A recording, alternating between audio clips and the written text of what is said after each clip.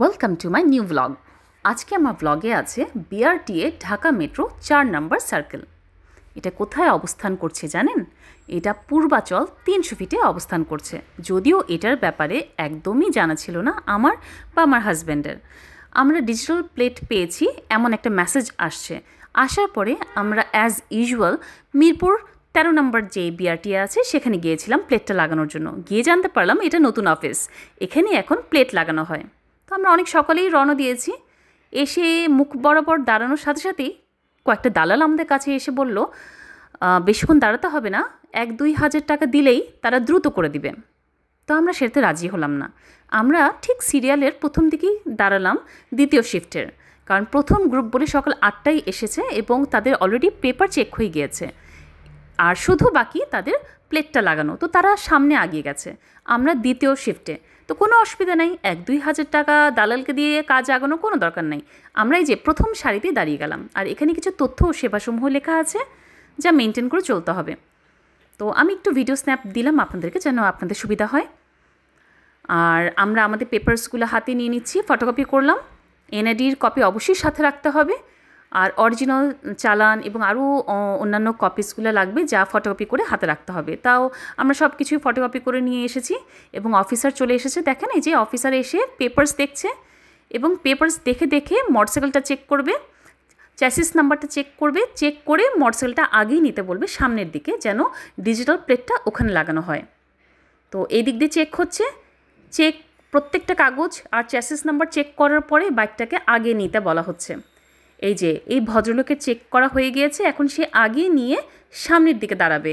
সামনের দিকে দাঁড়িয়ে কী হবে, কিছুক্ষণ পর অফিসার আসবে, এসে প্লেটটা শুধু লাগিয়ে দিবে। তো আমাদেরও বাইকের চেসিস নাম্বার এবং ডকুমেন্টস সব চেক। আর এখানকার নিয়ম হচ্ছে, আমি আগেই জানিয়ে দিই যারা জানেন না এই সেক্টরে কী কী হচ্ছে।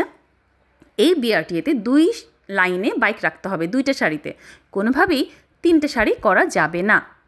তো এখানে অফিসার এটাই চিৎকার করে বলছে। তো আমি আপনাদের হেল্প হবে তাই ভিডিওতে এটা জানিয়ে দিয়ে রাখছি যে অবশ্যই আপনারা এখানে 2টা সারিতে বাইকগুলো রাখবেন, কোনোভাবেই 3টা সারি করবেন না। যারা 3টে সারি করে তাদের কিন্তু পিছনে পাঠিয়ে দেওয়া হয়। আমি কিন্তু বসে বসে এসবই দেখছিলাম। কলাটা দাগহীন, খুব ভালো লাগলো, তাই ছবি তুলে রাখলাম। আর ভিডিওতে তো রাখলামই, আর আমি একা একাই বসে বসে রোদ পোহাচ্ছিলাম আর চা খাচ্ছিলাম। চলেন আপনাদের সাথে একটু শেয়ার করি আমার চাটা। আমার কিন্তু বেশ লাগছিল, অফিসের কাজ দেখছি আর বসে বসে চা গিলছি। আমার হাজব্যান্ড দাঁড়িয়ে দাঁড়িয়ে আছে তার বাইকের পাশে, সে তো খুবই লাইন মেনটেন করে, নিয়ম মাফিক চলে। তো সেই 2 সারির মধ্যেই বাইকটা রেখেছে এবং সবচেয়ে আগেই আছে, কারণ আমরা তো দ্বিতীয় গ্রুপের একদম সামনেই ছিলাম। তো আমাদের বাইকটা কিন্তু সামনেই, আর সে পায়চারি করছে, কারণ কখন অফিসার বের হবে এবং ডিজিটাল প্লেটটা লাগাবে। তো আমরা সামনের সারিতে যে ডিজিটাল প্লেটটা লাগাচ্ছে সেই ভিডিওটা করে নিলাম। এই যে এই অফিসার ভদ্রলোক ভেতর থেকে বের হয়েছে, দেখি আমাকে বললো, আপু ভিডিও করছেন নাকি? তো তাড়াতাড়ি কিন্তু আমি স্ন্যাপ তুলে সরে এসেছি। সে ভেবেছে আমি মোবাইলটা সরিয়ে নিয়েছি, কিন্তু আমি কিন্তু স্ন্যাপ তুলে নিয়েছি। সে কীভাবে তার স্ক্রুড্রাইভার দিয়ে স্ক্রু খুলছে আর নতুন ডিজিটাল প্লেট লাগাচ্ছি সেটা কিন্তু একটুখানি স্ন্যাপে নিয়ে নিয়েছি। মোটেও অ্যালাউড না আমি। তো কী হয়েছে, প্রথম সারির কাজ শেষ, এখন হচ্ছে আমাদের সারি। আমরা আমাদের বাইক নিয়ে আগে গিয়েছি, এখন আমাদেরটা হয়ে যাবে। দেখেন দালাল চেয়েছিল 1.5 থেকে 2 হাজার টাকা। বলেন, আপনি যদি কানের মধ্যে হেডফোন দিয়ে বসে থাকেন 1 ঘন্টা, আপনার কিন্তু 1.5 থেকে 2 হাজার টাকা এমনি উসুল হয়ে যাবে, আপনাদের কিন্তু অনেক কষ্ট হবে না। আর যদি পকেটে বেশি টাকা থেকেই থাকে তো দিয়ে দেবেন দালালকে, ঠিকই নিবে 1.5-2 হাজার টাকা, কিন্তু আপনাকে এই লাইনেই দাঁড়া করিয়ে দিবে। তো আমার মনে হয় এটাই শ্রেয় যে বসে বসে চা খাবেন, কলা খাবেন আর প্লেটটা লাগিয়ে দেবেন। তো খুব জোর আপনার 1.5 ঘন্টা খরচ হবে, আমাদের কিন্তু 1 ঘন্টা 15-20 মিনিট লেগেছিল, তাতে কিন্তু কাজ হয়ে গিয়েছে। তো অনেক ভাইয়ারা এখানে ওয়েট করছিল, ম্যাক্সিমাম রয়্যাল এনফিল্ড ডালাররা যারা আমার পাশেই যে দাঁড়িয়ে আছে। আর কি গল্প, কত মোবিল লাগে, কত অকটেন লাগে, কত পেট্রোল লাগে, কত টাকা খরচ হয় এটা মেনটেন করতে। বা রয়্যাল এনফিল্ড নিয়ে অনেক কিছুই জেনে গেলাম। আপনারা না জানলে এই লাইনে গিয়ে দাঁড়িয়ে থাকেন, আপনারাও জানতে পারবেন রয়্যাল এনফিল্ড কীভাবে মেনটেন করতে হয়। তো ঠিক আছে, আমাদের বাইক আগিয়ে গিয়েছে বোধহয়, আমি তো দেখতে পাচ্ছি না। এখানে অনেক ভাইয়েরাই স্কোপ পেট শুধু বাইক টানছে আর সামনের দিকে আগাচ্ছে। এই তো প্লেট লাগানো হয়ে যাবে, এক্ষুনি প্লেট লাগানো হয়ে যাবে। আর আমাদেরটা বোধহয় অনেক সামনে আগিয়ে গিয়েছে।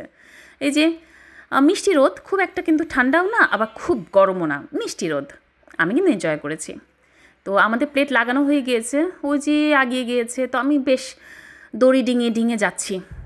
আমাদের কাজ শেষ এই 4 নম্বর সার্কেলে। তো আপনাদেরও নিশ্চয়ই জানা হলো বিআরটিএ ঢাকা মেট্রো 4 নম্বর সার্কেলটা কোথায়। 300 ফিট পূর্বাচলে। এই যে বিল্ডিংটা আমি দেখিয়ে রাখলাম, সুন্দর বিল্ডিং এবং প্রেশারও কম, সময়ও লাগছে কম। মিরপুর 13 নম্বর বিআরটিএ থেকে আমার এখানে হ্যাসেলটা কম। তো আপনারাও আসবেন। তো আমার এখান থেকে তো কাজ শেষ, আমি এখন বাসে যাব না, আমি কোথায় যাব, নীলা মার্কেট একটু ঢেউ মেরে যাব, নীলা মার্কেটটা ঘুরে যাই। যদিও এখন বাজে 1:30টার দিকে, রাস্তা তো বেশ খালি লাগছে। আমার কিন্তু সবসময় এই দুপুরবেলা আসা হয় না এখানে, কাজ থাকলেই দুপুর বা সকালবেলা আসা হয়, যে সময় আমি ফাঁকাই পাই। যদিও আমি বিকালবেলা এসেছি অনেকবার ফ্যামিলির সাথে। তো এসে যে কারণে আমার এখানে আসা, মিষ্টি খাবো।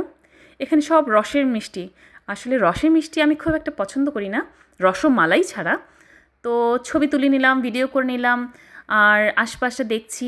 বললাম চলো আর একটু আগাই, কেউ যখন নাই, খালি নীলা মার্কেট একটু দেখেই যাই। তো ঘুরছি, ঘুরতে ঘুরতে আমাকে অফার করলো আমার জামাই যে চলো চা খাই। আমি বললাম না, চা খাবো না, একটু মিষ্টিই খাবো। আমি অবশ্যই একটা মিষ্টি পছন্দ করি, আপনাদের সাথে সেটা শেয়ার করব।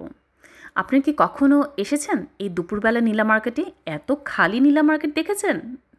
ঠিক আছে, চলেন আপনাদের সাথে শেয়ার করি আমার ফেভারিট মিষ্টি। বিআরটি এর ভিডিওর মধ্যে আমার ফেভারিট মিষ্টিটা আপনাদের সাথে শেয়ার করা হয়ে যাবে। আমি অবশ্য এই সময়ে এসে একটু মজাই পাই। ভিড় থাকে না, তো মানুষ থাকে না, দেখতে একটু অবাক লাগে, মনেই হয় না ঢাকার মধ্যে আছি, মনে হয় ঢাকার বাইরে চলে এসেছি। ভালোই লাগে ঢাকার বাইরে বেড়াতে যেতে। কত বড় বড় মিষ্টি আমি আপনাদের সাথে শেয়ার করছি, আমার একদমই ভালো লাগে না। এটা হচ্ছে আমার ফেভারিট মিষ্টি, গুড়ের আর গাজরের, এই দুটা মিশ্রণে এই মিষ্টিটা আমার কিন্তু খুবই ভালো লাগে।